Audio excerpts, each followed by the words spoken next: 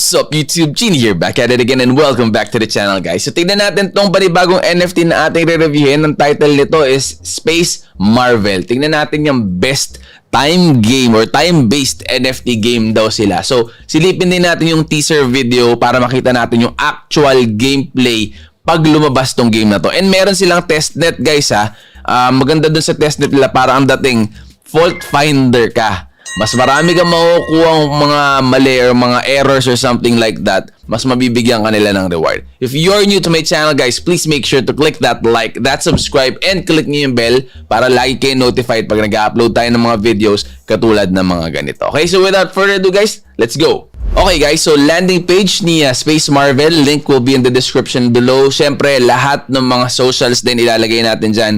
Telegram, kung may Discord ba yan, kung may YouTube channel din yan, lagay natin sa description para when you do your own research, which I highly recommend, pwede nyong i-click lang and it will take you directly doon sa mga sites na yon. Okay? So simulan muna natin sa website review guys. So nakikita ninyo, the best time-based NFT game daw siya. Ayan, nakita nyo naman dyan. Then, get it on Google Play, get it on App Store. So, ibig sabihin, magiging available yung app niya for Android phones and for iOS phones. And yung syempre, meron din siya available sa web browser sa ating mga computers or laptops. Ito, game story, Space Marvel is a special universe inspired by the multiverse theory where many parallel universes coexist with space, time, matter, energy, and distinct physical laws. And 2D universal, 3D universal din daw. So may VR siya. Parang halos lahat ngayon ng mga lumalabas guys, naglalagay na rin ng VR. Tingnan natin to. Yan. So silipin natin tong gimmick na to. Suot ko din yung headset natin dyan. The space goes into chaos. Pwede ba natin full screen yan? Planets are conquered and destroyed. Ayaw niya. Taga lang full screen natin guys. Ayaw niya. Okay. So ganyan na lang. Tingnan natin yan.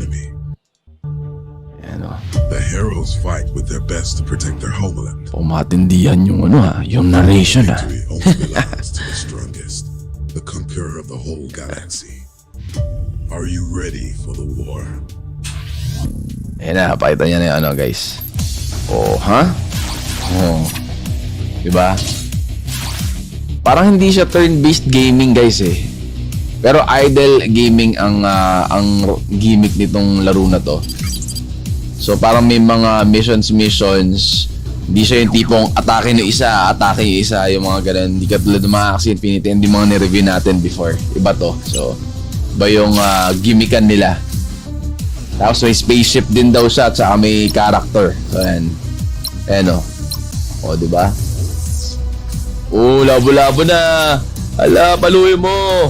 Paluin mo ng gimmick yan. Pero mga spaceship guys. Space Marvel.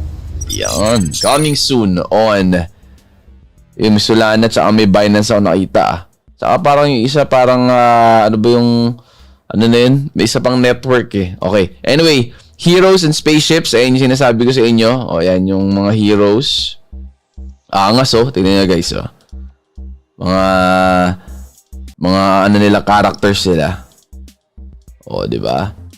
Parang may kamukha siya na yung mga characters na nakikita ko dito. Parang yung hindi ko alam kung Hero 5 ba yun or yung isa pang may something 5 na nireview natin before. Parang last year pa yata yun. Anyway, ayan, may Anubis, one of the oldest and most powerful gods. So description lang yan ng mga characters. You can go ahead and check out this website para yung mga yan pwede nyo basahin during your own time. Okay, so ito yung mga ano naman, mga spaceships guys. Ayan o. So makikita nyo dyan, tier 4, tier 3, yung mga, ano niya, yung mga parts nung spaceship. And then yung virtual reality, sinasabi ko sa inyo guys. Napansin ko lang talaga, parang halos lahat ng mga game developers or game creators, parang ang ano is, gusto na nila yata mag-venture into virtual reality, which is good, di ba? Para naman kahit papaano, maayos naman yung mga games na ginagawa. Pero bago ang lahat, sana naman guys, game developers, bago yung mga ganyang VR, ayusin muna natin kung magkano yung kitaan. Kasi all that matters, kaya naman tayo naglalaro, let's face it. And I know guys, let me know in the comment section below, bakit ka ba naghahanap ng mga ganitong NFT games, mga crypto games, mga play to earn games? Dahil ba sa graphics? Or dahil gusto mo lang talagang kumita? Kasi 'di ba, kung talagang gusto mo lang maglaro at wala kang pakialam sa kitaan, dami naman mga games na pwede mong laruin na kumbaga pwede mo i-download sa phone mo lang. Pero itong mga to kasi pwede kang kumita. So sana unahin muna nila yung play to earn mechanism, yung magandang kitaan, i-market nila na maayos yung projects nila para naman makilala and magkaroon ng traction. Katulad nun, 'di ba, si Luna Rush, si Pegaxi, grabe yung hype niya, umangat, tumodo-todo ng pati yung Bam Crypto. Do yung mga yon, si Pegaxi, tsaka si Axie Infinity din, 'di ba? Na hype ng todo-todo. Kaya kumbaga nakilala ng marami and namulat ang Pilipino, namulat yung tao na pwede palang kumita sa play to earn games habang pwedeng kumita sa games in particular. Diba? So yan guys, ito 2022 quarter 2 na tayo. INO public box selling, marketplace opening, unboxing heroes NFT event, releasing ng testnet, sinasabi ko sa inyo guys, yung fault finding na event nila. So releasing testnet and testnet tournament, SVX listing event, mainnet release, SVE IDO and listing event. Dati guys, talagang yung mga ganyang IDO, solid yan. Pagka nakasali kayo, na whitelist kayo, nakabili kayo sa mga pre-sale na mga ganyan or mga IDOs, automatic yan. Paglabas, kita na agad kayo. Kumbaga yung kahit na naka-vest yan, kumbaga vested yung mga tokens na binili niyo, automatic yan. Kikita at kikita na kayo. Kumbaga lowest nga 3 times yung 3 times yung token price nung pagkakabili niyo. Pero sa ngayon, grabe ang banat ni Bitcoin at ni crypto in general. Talagang bagsakan yung mga coins natin ngayon guys. Balitaan nyo nga ako, lagyan nyo sa comment section ano yung mga tokens na hawak ninyo ngayon and kamusta yung ninyo, yung pricing, yung portfolio ninyo. Namumula din ba katulad ng portfolio ko? Grabe, di ba? So yan. And then quarter 3 tournament, league, battle pass, seasonal event, releasing of iOS and Android app. Yan, ganyan sana. Q3 agad para meron agad apps para sa phone. Kasi again, 80 or 90% ng mga players na naglalaro nito, mas gusto na sa phone. Kasi on the go, may trabaho yung mga yan, may kailangan mga gawin. So, hindi lagi nakaharap yan sa computer, sa laptop, di ba? So, quarter 4, releasing of iOS app, Android app, website, 2.0, 2.0 pa, creating ng metaverse, and diversifying hero system, multi-language daw ang ilalagay nila. Ano kaya yung mga iba-ibang language na ilalagay? Ilocano or Chinese, mga ganyan. 2023, 3D integration, developing yung VR system. Yan, yung mga gimmick. And then, tokenomics guys, dun sa mga mahilig makaalam kung ano yung tokenomics ng mga games. Ayan, private round, 16% daw ang nila, 10% released at token generation event, 2 months cliff, and then linear vesting over the next 15 months. So, i-explain ko lang yan sa mga magpa-private round or makakuha ng whitelist na hindi pa alam kung ano ibig sabihin ng mga ganyan. 10% release sa TGE na yan. Ibig sabihin yan guys, pag meron na silang yung nagdag-token generation na sila, token generation event, i-release na nila yung binili ninyong token. Kung kunyari, bumili kayo ng token, 10% nung total na binili ninyong token, i-release na during that date. So yung TGE magbibigay sila ng date, kaya dapat sumali kayo doon sa mga sa mga Telegram, Discord, kasi ina-announce sila yan kung kailan yung date, kung kailan nila i-release yan. Okay? And then 2 months cliff, ibig sabihin pagka-release ng 10% ninyo during the TGE, kunyari ang release nila is June 1. Kunyari lang June 1 na-release yung 10% mo, and then 2 months cliff, ibig sabihin yung next release is July, August, so September na yung mo, kumbaga parang beginning kunyari na September. Yung yung susunod, 'di ba? So yung 90% kasi linear daw yan over the next 15 months. So every month magre-release yung mga yan for the next 15 months. Okay? So yan, ganun din yung mga iba, makikita niyo may mga percentage din ng TGE and then cliff, ganyan. So may public round, ayan yung mga gimmick nila. Team and advisor, 20%. Marketing and listing, 10%. Ecosystem, 15%. Treasury and airdrop, 13.65%. Talaga may 65 pa eh. And then yung play to earn is 20%. So used as the rewards for users during gameplaying. Yun. So play to earn features, activity and quest, hero NFT, lucky spin, idle campaign rewards, PvP, arena rewards, and arena battle pass. So meron din sila staking dito pero guys hindi pa gumagana yan. Okay, so kumbaga nandyan pa lang yan. Yung marketplace alam ko hindi pa din gumagana pag kinlik mo. Wala pang ano. Ayan o. Pati yung staking. Pero yung white paper, yan, isusunod natin sa. So, itong mga to guys, pag kinlik nyo yan, dadalhin lang kayo sa mga ano. Baga parang, ayan yung ano pala, sa mga gustong, yung mga developers, nag-face reveal. Ito guys, yung mga developers, nag-face reveal yung mga yan. Okay, so, punta tayo sa white paper. Tingnan natin kung anong meron naman dito sa white paper nila guys. So, lalagay again do your own research, okay? So, spend only money that is extra. And papaalalahanan ko lang kayo guys, hindi masyadong maganda ang takbuhan ng merkado ng crypto ngayon. So, tread lightly, subok-subok lang muna. Avalanche pala yung isa. Ayan guys, so, Avalanche. So, Space Marvel or SVE, yung ano nila token, is a time-based NFT game inspired by SpaceX and Marvel Cinematic Universe and supported by BSC, Avalanche, and Solana. In Space Marvel World, users can collect in-game valuable NFT items, heroes to form a team, explore, conquer other planets, galaxies, build their virtual universes, or yung metaverse nga na sinasabi. And then to guys, yung sinasabi ko sa inyo, yung mga yan, lalagay natin yan sa ating description below para lagi kayong merong link na po pwedeng i-click na lang at hindi na kayo nagtatatype-type, hindi nyo na kailangang i-research pa sa Google, baka maligaw pa kayo dun sa mga phishing sites, mahirap na, di ba? Okay, so, ito yung dalawang types ng token nila, yung utility at saka governance token. So, SVE is the governance token nila. Ayan, so, ang total supply is 1 billion SVE. Token standard is BEP20, so Binance yan. Token uses buy game items, upgrade items, heroes, buildings, etc. Stake to earn more tokens. Buy NFT gods, heroes, spaceships, space stations, and other usages will be defined soon. So, may mga iba pa siguro sila idadagdag dyan as the game progresses. Ayan, token distribution. And then, SVX token. Ayan, makikita nyo din dyan. Yung in-game reward o yung utility token nila. So, ayan, makikita nyo guys. Total supply, 3 billion SVX token. BEP20 din siya. So, Binance Smart Chain. I'm sure by now, guys, alam nyo na yung mga ganyang mga gimmick. Alam nyo na yung sinasabi lang governance token at saka yung sinasabi lang utility or in-game token. Kasi yung in-game tokens, yun yung na-accumulate ninyo or napapanalunan or nakukuha ninyo in-game pag naglalaro kayo or pag staking. Ayan, pwede ding yun yung ginagamit. Or minsan, governance token yung ginagamit pag staking naman. Okay? Token flow, ayan yung ano nila, parang flowchart lang. And then play to earn mechanism.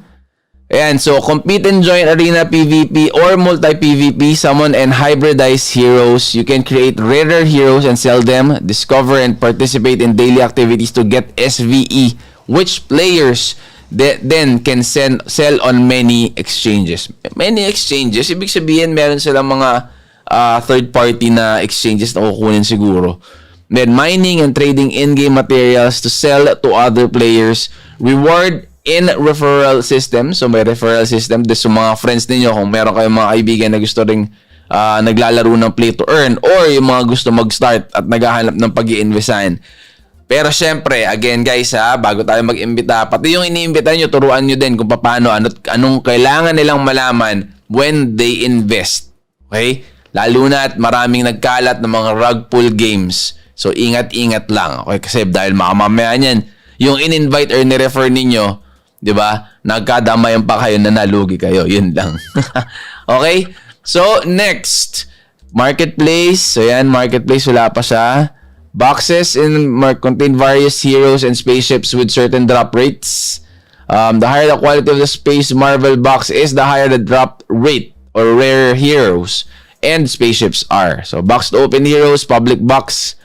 can open randomly from 1 to 3 heroes at any rarity. So, common, rare, super rare, epic, and legendary. So, yun yung mga rarities na available, guys.